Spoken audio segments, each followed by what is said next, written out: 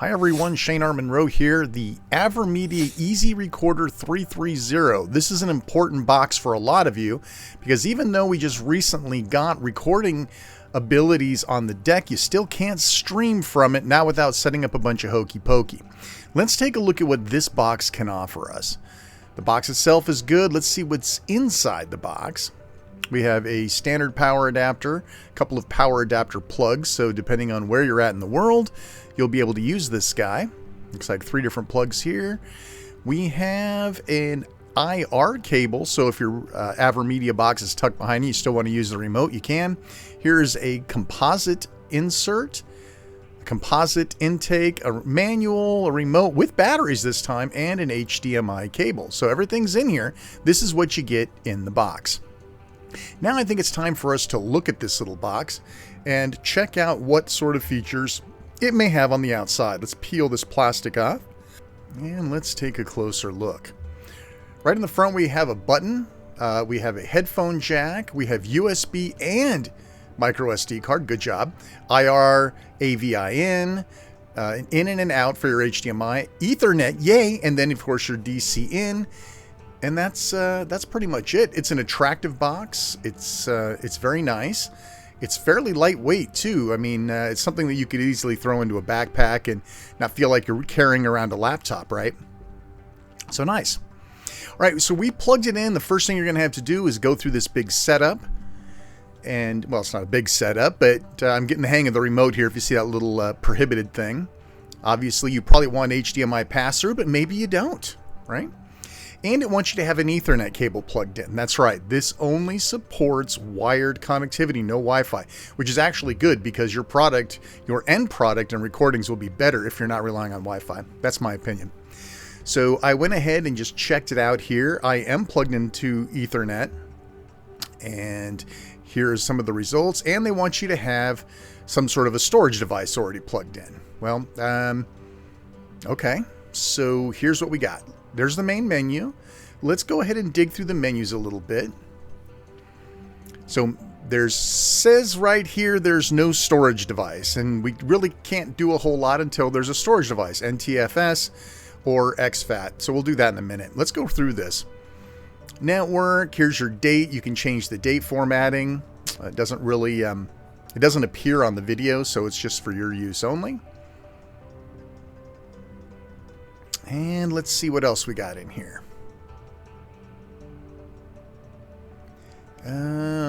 Let's see. So I was looking to see if there happened to be some wireless settings, but there aren't. It said recommended use wired, but I couldn't find anything in here that said anything about being able to use wireless. So I think you need to wire up. Or of course you just record and then upload later. Yep, so here we go once again, NTFS or exFAT. So I plugged in a 128 gigabyte SanDisk Ultra card, and obviously that there's something about this card it doesn't like. And it did a check. I thought maybe it would format it or offer to format it because I'm sure it had ext4 on it, but there is no methodology. So I went ahead and took it out, formatted it in a PC, and now we're good to go. So it does look like you can have a multiple partition hard drive as well. So if you have a hard drive laying around that you want to use with this, you could create another partition and just use that for recording. That's pretty neat. So we're going to have it put it into the recording folder. And there we go. So I think we're all set up to try for a capture at this point. Schedule list. I'm not going to really get into this. I don't think a lot of people are looking to record television with this, but maybe, I don't know. So yeah, set up IR. I don't know. Maybe there's IR blasting on this thing too. So I don't know. But suffice to say, we're not going to cover the scheduling stuff. You guys want to be able to record without a PC, and you want to be able to stream with voiceover to Twitch, and that's what we're going to do today. All right, so it now says that there are no recordings or snapshots found, and we were warned that only stuff that it records can be viewed on here. So you can't just put like some movies on here and haul this along like a media player. Now, maybe you can. I just didn't try it. All right, so I turned on the deck and I tried to hit the streaming button. It says, well, there's no account set up, and that makes good sense, right? If you want to stream to YouTube or to Twitch, then you got to set up an account. So instead of streaming, let's try a recording. So I'm just going to start. It says I have 657 minutes left of recording. I'm just going to run around the interface here. We'll do some game capture crap later, but I just want to make sure that it's actually doing what it's supposed to do before I go in and start monkeying with stuff. All right, and so we stopped it. It told us we got 16 seconds. It was in good quality, which means maybe there's a higher version of quality that we can look at. So we'll have to dig for that. But it does look like, oh, there's our recording right inside the media studio. Let's play it back. There we go. And you can see the playback controls were on the screen, and you can do playback controls with the remote, of course, just not really shown here. Yeah, here's the playback. It looks exactly like the original. I mean, you couldn't tell. So that's great. Okay, so the playback worked great. It does seem to mess with my Elgato a little bit. I don't think you would normally see these flickers going on, but maybe. Okay, I took a screenshot. Okay, so again, if you go back to the Media Center, you should be able to go in there and take a look at that snapshot. So here we go.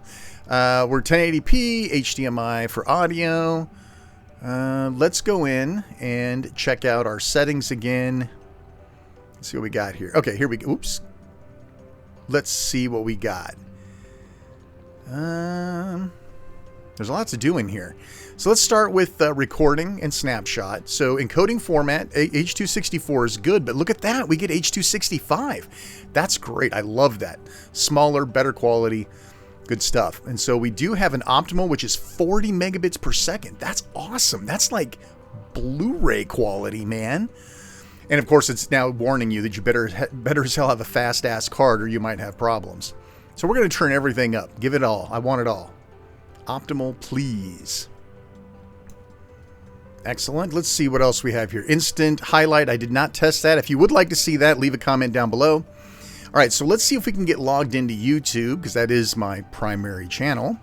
So you do this, and it basically tells you to scan that, and we're going to give you a 4-digit code. I have like 1 billion YouTube accounts, and I think I had some sort of a problem when I went in here. I think I chose one of my brand accounts, and you can rename it, right? So you can name your live stream title.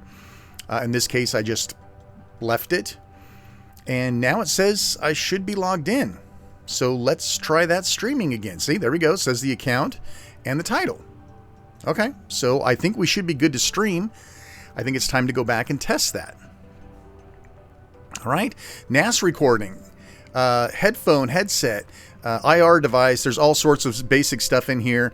This looks like a Samba shareable storage location, so you could record straight to your PC's hard drive, straight to a NAS, straight to some place on your network that Samba Share supported. And we're not going to do a whole lot of this. Again, if this is something you really want to see, let me know in a comment down below. But I just sat here trying to, there's no network discovery or anything, so it's not going to tell you, what shares are out there. We do have a firmware update though. So let's go ahead and do that real quick. I'm going to snip through some of this stuff. We'll make it go a little bit quicker. This is 8 times the speed. I didn't figure you'd want to sit here and wait for the thing to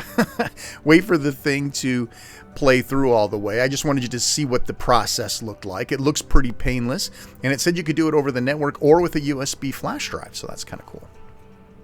All right, so we rebooted and we're back in. All right, let's see, what should we do next? Okay, so once again, it warned us about supporting video files. I just went ahead and said, don't remind me again. Yeah, so I just thought I'd play the picture back, make sure everything was okay after the firmware update. Again, I'm pretty sure that negotiation pink flashing is because of the Elgato being connected to this. So let's poke through the menus a little bit. Sometimes there's new menu options after you have a firmware update. Just seeing if there was anything excitable in here. I don't remember that user experience improvement being there before. Okay, well, I'm not that worried about it, to be honest. Okay, what's this display mode? That's kind of interesting. I didn't look at that the first time. So, suitable mode for the type of game you're playing. So it looks like one will choose an overlay. There'll be no overlays recorded.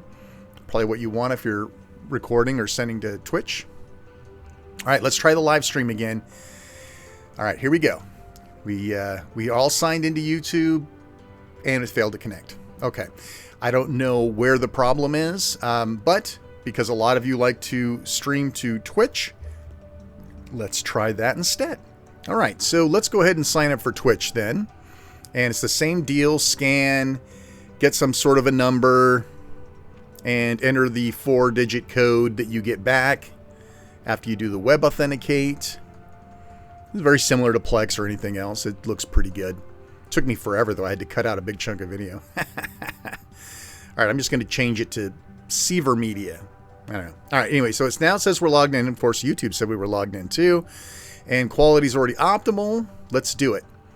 Quick test first, and then we'll look at games. Okay, live streaming. Yes. Okay, it is. I think it started. Okay. I guess that's it. All right, so I'm just going to move around a little bit, get a little UI recording just to make sure the damn thing is working and actually sending. Now, it seems to me you have to be live on Twitch for like 30 seconds or a minute, or it just dumps you because there's like a buffer or something. I don't know. I'm not a Twitch guy. But I do seem to remember that you have to stream for a certain period of time before we'll actually start. So I'm going to go ahead and stop the live stream now, and then we'll go check it out. All right, so now here we are on my Twitch page, and here is the broadcast right here. And let's see. Hey, it looks great. Look at that. You wouldn't even know you weren't looking native. That is incredible looking. Very, very clean. I'm impressed. I'm impressed. So let's try a game here. We're going to record. I'm going to plug a microphone in because I know you guys want to hear the mic mixing stuff. I'm going to crank this guy up. And then there's a headphone setting. All right. And I think what we'll do is we're going to do a quick little live stream of this game. Okay. And we'll play a little bit. And I'm talking over top of this right now, right?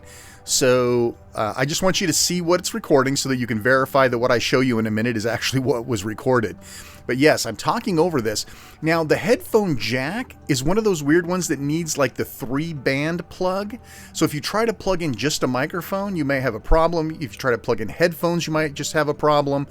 But for me, I actually had to find a pair of like old mobile phone headset earbuds, the ones that have a mic built in, and the 3-barrel plug, and that's what I'm using to record here. So it's not a great set, so you'll hear the audio quality in a minute, but it was enough to get the job done.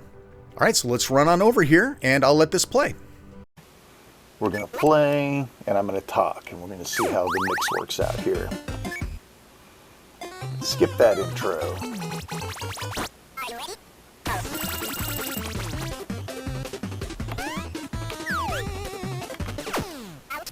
It's a very hard game, especially when you're playing sideways. Well, it's a hard game when you're not playing sideways.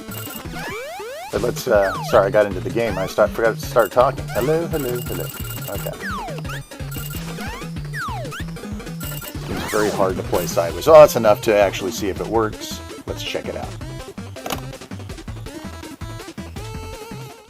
All right, let's do a quick wrap up, and we're going to follow that up with some high quality video with no commentary. You can just jump over there and take a look at what this thing can do. Let's look at the pros and the cons, shall we? It's a great value. Let's start with the pros, right? It's a great value. 110 bucks. It's a $200. It feels like a $200 device. It's really only 110 bucks. It's a great value for what you get. You're getting some of these great features. 1080p 60. Usually devices, you got to pay over 150 bucks for that if you want these sort of features. Excellent quality, 40 megabits per second. That's insane. That's like Blu-ray quality. That's unbelievable. You have a fully functional remote, which is great. Sometimes the box is tucked away behind something and you don't want to have to go to it all the time. And it does have composite input that will allow you to record old classic game consoles, old handheld TV games, that sort of thing. And of course, the big feature, right? The big feature is no PC recording, no PC required to stream, and you can do voiceover in real time. That answers the dreams of thousands of deck owners. We got this great recording in beta right now. It's buggy as hell, but you still can't stream. It still sucks away 10% of your resources while you're trying to do any sort of recording, right? It's not ideal. You need if you're going to be a content provider, right? If you're going to be making YouTube videos, if you're going to be making Twitch streams, right? You want the best quality possible. You want to be representative. If you're showing some new game on the deck, you don't want to show them a 90% version of that game, right? You don't want having OBS and Twitch running in the background and all that stuff. That's sucking away resources. You're not showing your people an accurate description of what that game looks like to you. So it's a fantastic piece of equipment. Now, what about the cons, right? What are the bad parts about this? So far, really, the price is one, right? Because $110 is $110.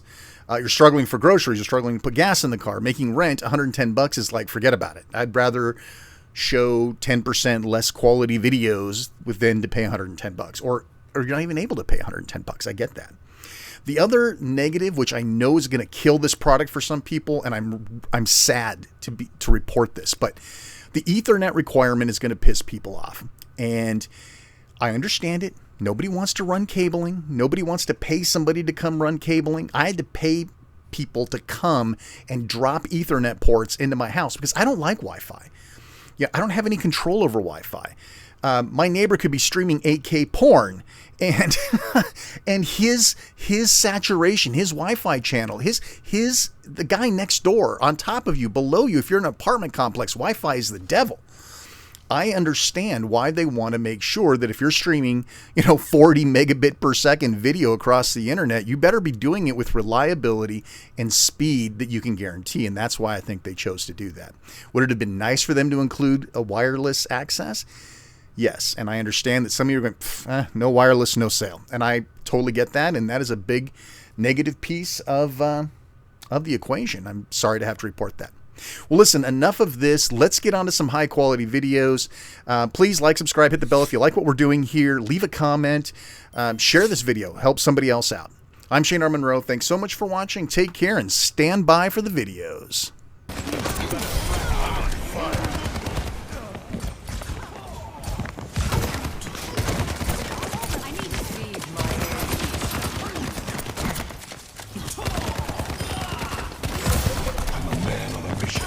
Stay out of my way.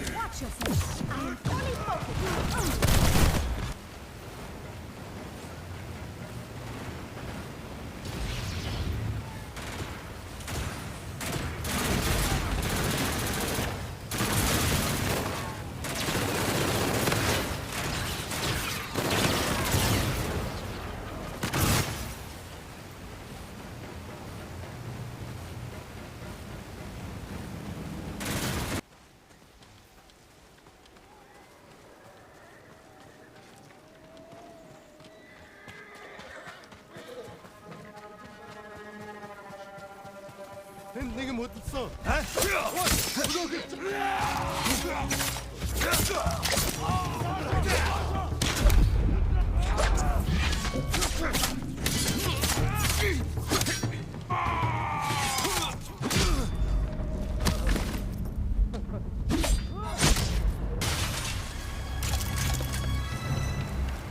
What about you? I think I can handle myself from here. You two head to Skull Mountain.